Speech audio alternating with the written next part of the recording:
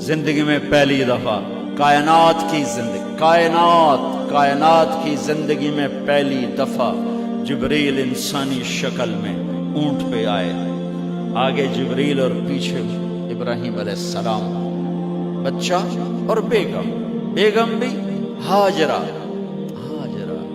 20-22 سال عمر، چلو سارا سے بیٹا ہوتا وہ بھی 80 سال کی ہو گئی تھی، تو ایک عورت زندگی گزار چکی ہے تو اس کو جدا کرنا آسان تھا۔ ہاجرہ شہزادی 22 سال 20 سال عمر، چلتے یہ دن 3 ہفتے لگے، 4 لگے، مہینہ لگا، 2 ہفتے لگے، پتہ نہیں، اللہ ہی جانتا ہے۔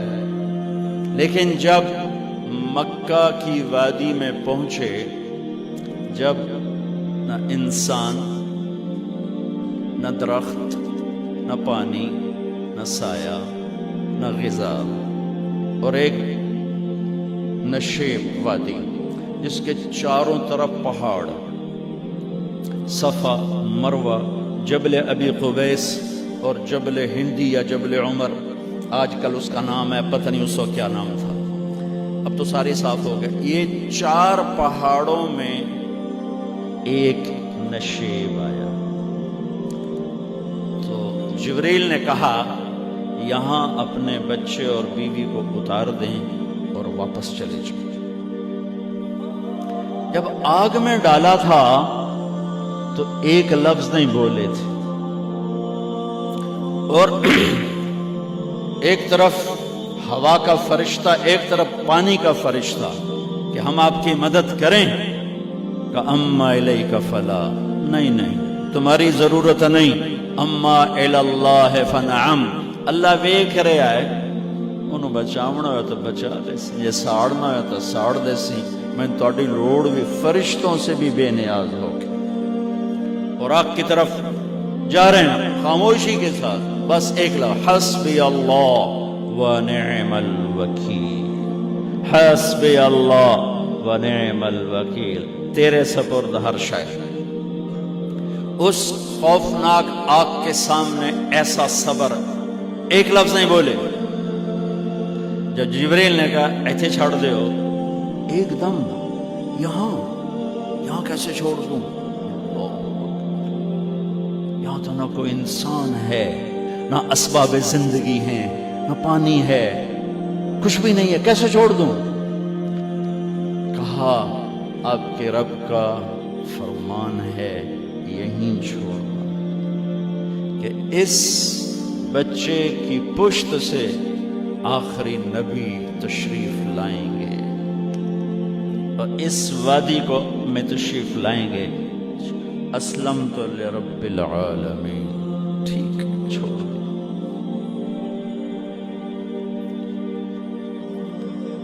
ہاجرہ تو نبی نہیں ہے نا، ہاجرہ تو شہزادی ہے، تو جب واپس مڑے وہ حیران ہو گئی، یہ کیا کر رہا ہے، یہ کیا کر رہا ہے؟ تو انہوں نے پوچھنا شروع کیا، اب کیا، یہ کیا، مجھے کیوں چھوڑ کے جا رہا ہو؟ امر، خاموش، جواب نہیں دینا۔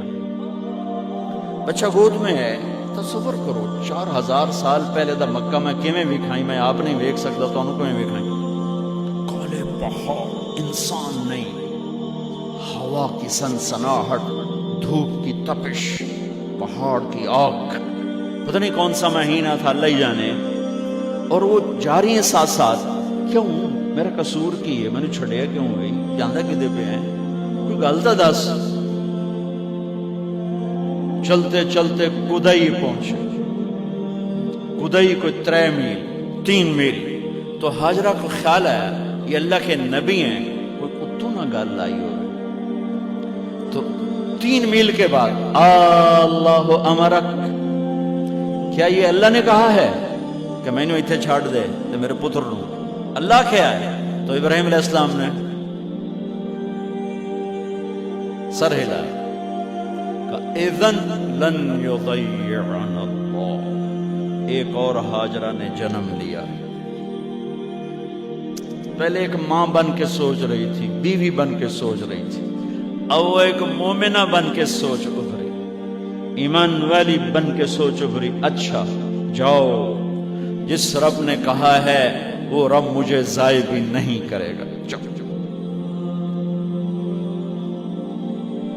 میں جب تصور کرتا ہوں میری آنکھوں کے بند ٹوٹ جاتے ہیں کہ اس نے خامند کو جاتے ہوئے کیسے دیکھا ہوگا. پچھا پیکے تک کوئی نہیں جتنے اس جاتے بہ جاؤں. وہ چار بندے بھی کوئی نہیں, چلو پردیسی صحیح, عزت دا زمانہ آئی, ہر ایک دی بیٹی نو بیٹی سمجھا جاندہ آئی, پیچھے کوئی نہیں ہے. وہ اپنے خامد کو دیکھے جا رہی ہے اور وہ پیچھے مڑ کے دیکھنے کی ہمت نہیں فرما رہے ہیں. جب وہ چلتے چلتے پہاڑ کی چوٹی سے نیچے اترے, پھر وہ بوجھل قدموں سے واپس ہوئی. میں الفاظ کہاں سے لاؤں کہ اس چال میں درد دل میں ہوتا ہے. مجھے لگتا ہے ان کے روئے میں درد تھا. جن پتھروں پہ قدم رکھ رہی تھی وہ بھی رو رہے ہوں گے اس وقت.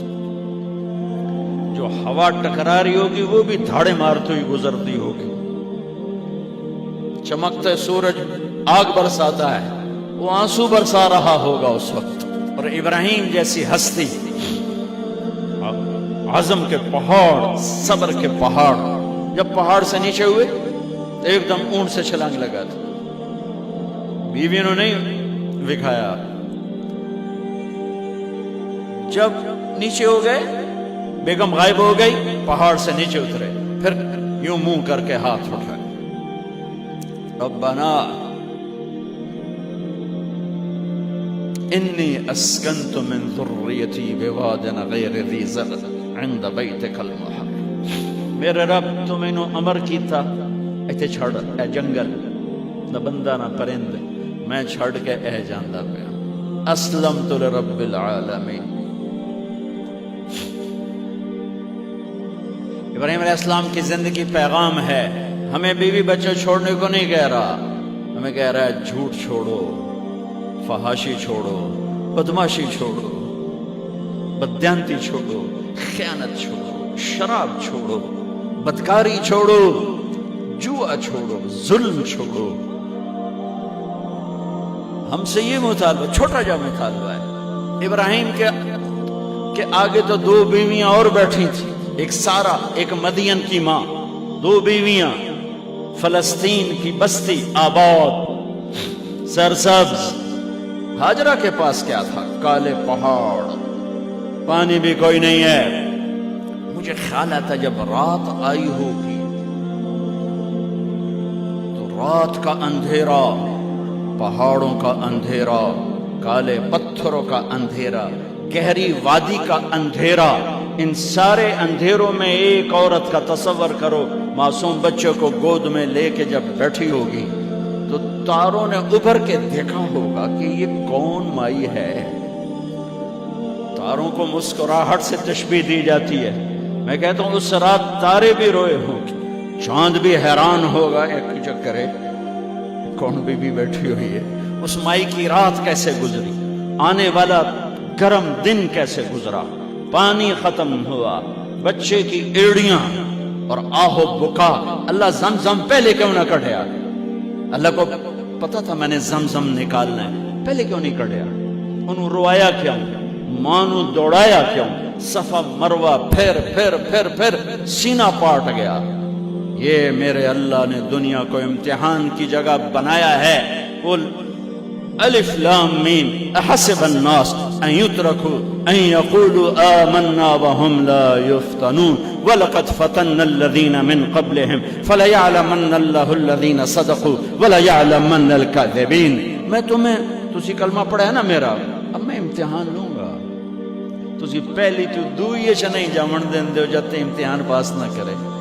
پہلی تو دوئی بھی کوئی کلاس ہوندی نہیں, نہیں امتحان دیو, امتحان دیو, پاس ہو گئے چلو ہن دوئی بہاؤ, نہیں پچھا لے جاؤ. ہے میرا اللہ کہتا تمہیں جنت دینی ہے, اپنی رضا دینی ہے, تھوڑا تو میں نو کھڑکاون دیو, کچھ تو میں کھڑکاواں گا, لیکن اوئے ہائے اتنا نہیں.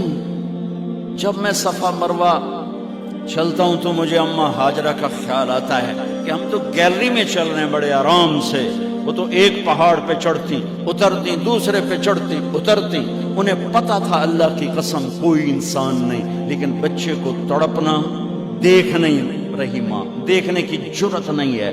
صفا مروہ، صفا مروہ، صفا مروہ، صفا مروہ، 7 چکر کے بعد نا وہ ہمت جواب دے گئی۔ اگر ہمت ہوتی تو شاید وہ اور چلتی، اور بے بس ہو کے گری ہیں،